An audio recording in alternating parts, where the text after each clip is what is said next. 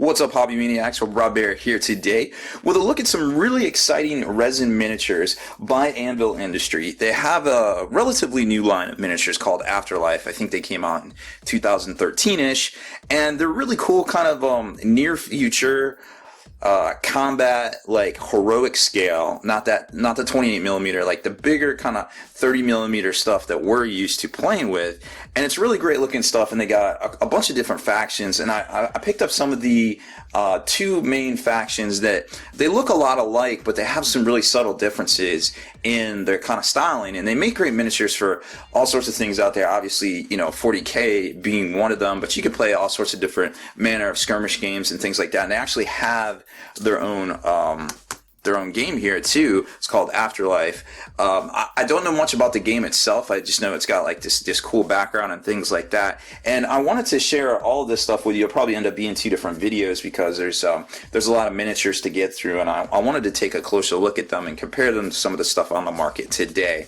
But before we get to all that, I would like to invite you to stay in the trenches.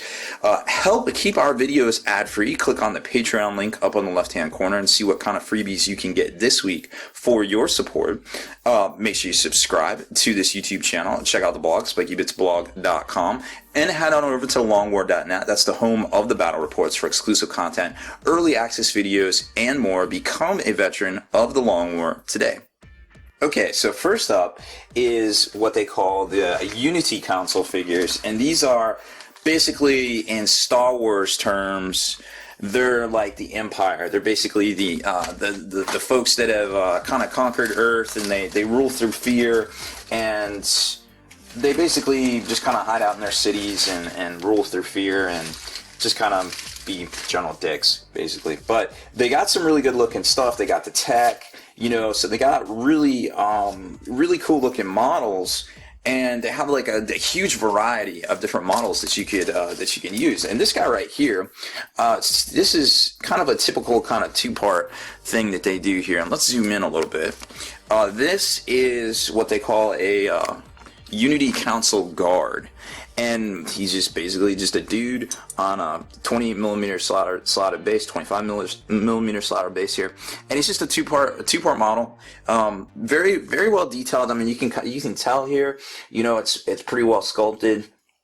The detail is crisp. This isn't that crappy wannabe plastic that like resiny kind of stuff that you see these days on some of the Kickstarters that I haven't been too satisfied with. It's really good quality resin. It holds a really good cast. Let's see if we can zoom in on that. I love these guys. I think they're pretty cool looking. So this guy is basically like a kind of like a cross between a Hoth Trooper, kind of great Coat Con style with this huge machine gun. And he's got basically like a pack right there, gear pack. So I think he's pretty cool. These guys normally come in squads of 6, all two-part, different poses. Everyone's a different pose. It's not like the old school G-Dub days where you would get, you would buy a box set and they'd kind of trick you into thinking there was like 5 different poses, but really there was 2 of one pose and 3 of another pose. And it's 12 pounds for 6 of them, which I guess that it really isn't too bad, to be quite honest. I mean, maybe that's like, what, $16 US, give or take? So for a squad of that, if you're looking for something like henchmen or something like that, that might be pretty cool. And then there's the Crane Heavy Infantry guys. Again, you've probably seen some of these. If you watch some of the battle reports over on the Long War, Austin really likes these guys. He has an Africa Corps army that uses some of these Crane figures here. Again, 25mm slotted base here for these guys, so it goes together pretty quick. It's basically 3 parts, slaps it together. There's 5 different figures. You get a squad of 5 for 10 pounds sterling, so that's roughly $15 for 3 dudes, or 5 dudes is $3 each. I don't think it's too bad affordability wise. Detail wise, you can definitely see here very good looking sculpts. The detail is crisp. It's not that crappy plastic again. I like the styling. He's got this kind of ammo feed belt that goes to the gun right there from the back, from his pack. And then he's got a nice little action pose there. Really cool looking helmet with a kind of optic kind of targeter kind of thing. So these guys are more like heavy duty kind of infantry than what you're used to with, their reloading backpacks. We got some of these other guys. Let's see if I can find some. These maybe not this guy. Let's see. This guy's definitely heavy duty. We got a robot. These guys right here, these are some sort of exosuit kind of thing. Well, these are the Marines of the Unity Council, basically the Marine Corps. And you get a pack of 10 of these for roughly 1950 pounds. So that's going to be roughly $30 US, I suppose. But to be quite honest, again, very well sculpted. For the price, you can't really go bad. You got the nice slaughter base kind of detail here. Now, some of these guys come in a two-part kind of sprue kind of deal that you see here, but again, this illustrates the basic how varied the poses are right there. So these are kind of like some dudes with some carbines kind of type thing, but they got this like exosuit kind of like straight out of Black Ops, you know, future Black Ops, and really cool looking, just standard, you know, standardized gun, kind of like a carbine type deal with like some sweet looking tactical helmets, looking down the barrel, scoping in, kind of like some night vision goggle kind of things. And you know, they got the tactical suits, like the servo kind of leg things right there, and then all the tactical gear, knee pads and things like that. This guy's like calling in an airstrike or something. I don't even know what's going on there, but you know, very cool stuff, very well detailed. I'm super impressed by the quality and the fact that there are, you know, I feel like back in the day with Games Workshop, like and you know, I'm sorry to keep harping back to the Games Workshop, and like, you know, but you would get basically this right here being multi-part was basically how you pose this stuff. This is kind of like how Workshop started out in like the 90s, but then you would get when it got more multi-part, you were able to like kind of make your own poses, but you know, back then they didn't really offer a lot of that. Now, size-wise, you know, comparing these guys, well, this guy's kneeling, but this guy here is almost full height. So let's take a look at that, right? So this guy right here is almost full height, and I didn't glue them together because I kind of wanted to show the components and how it went together and how that actually impressed me. Because if you're trying to get an army together and you're using, like, for instance, like the Acadian shock troopers, you know, you gotta file down a lot of parts, you know, you gotta multi-position them, make sure you get the lads guns right and the right arms and everything like that. And they're great looking models, great, very well detailed. But if you're trying to go quick, you know, this you might like this different look to your Astra Militarum or Imperial Guard army. This is a converted henchman that I made back in the day right there, right? So this is basically an Empire Archer with Acadian arms and a Space Marine Scout head. And as you can tell, as I line it up there, he is literally about the same height as this Marine Corps guy from the Unity Council from Anvil Industries, right? So very, very similar height in things. And you got Space Marine Scout Sniper right here that is also about the same height, right?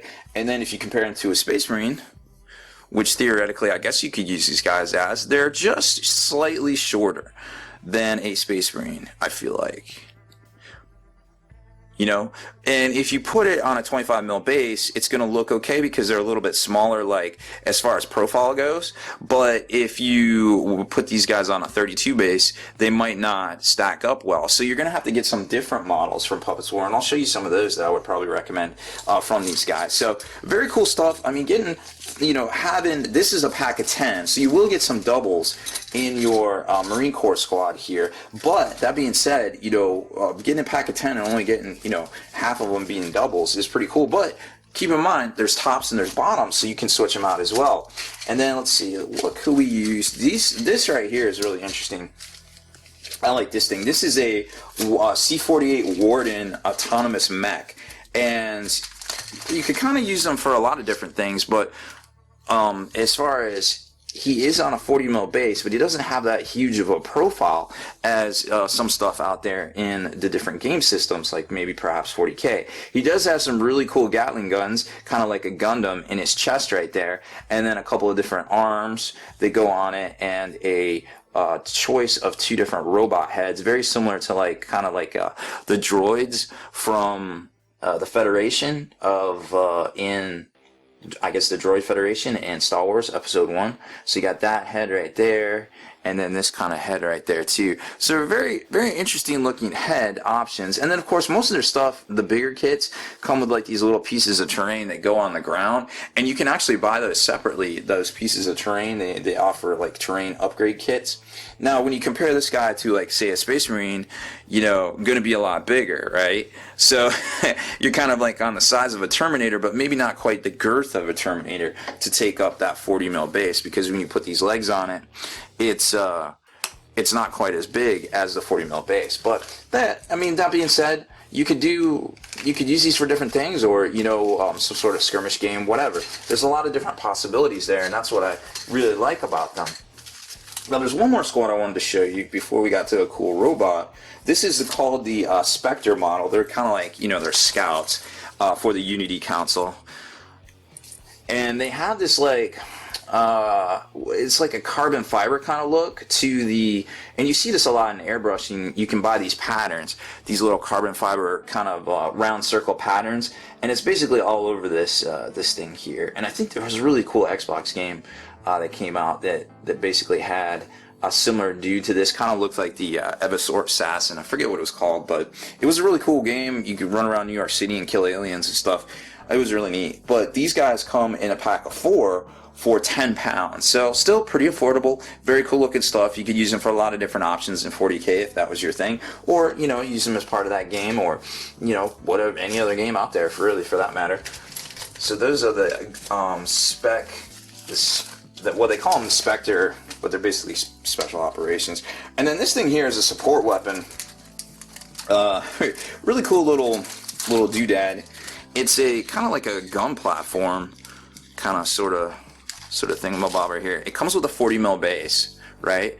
But then you get this little like it's like a, I guess like a cart basically, and then the missile launcher goes right up on top of there.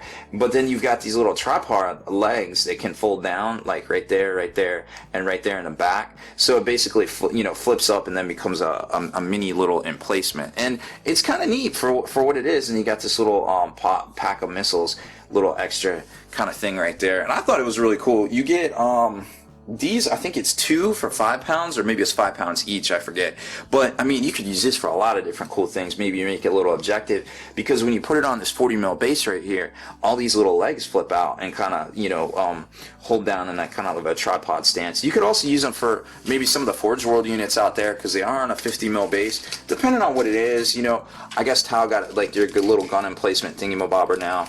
But I thought this thing was really cool looking, and I really dig this. Now there are some other like turrets and track systems for the Republic models, the Pan-Continental Republic, but we'll probably get to those next time. So if you like what you saw here, definitely check out Anvil Industries. They're really cool people. They're in Europe, but they get here pretty quick, and I've been super happy with them, and the quality, the customer service, everything so far. Deleted scenes, bonus content, and all the interviews and post-game wrap-up videos can be located in the Hall of Veterans on thelongwar.net. Visit thelongwar.net today and try a week completely free with no strings attached. That's not all. Thelongwar.net is also your hobby resource for exclusive early access with an ad-free experience to all your favorite videos. Members of the Hall of Veterans gain early exclusive access to multiple hobby videos,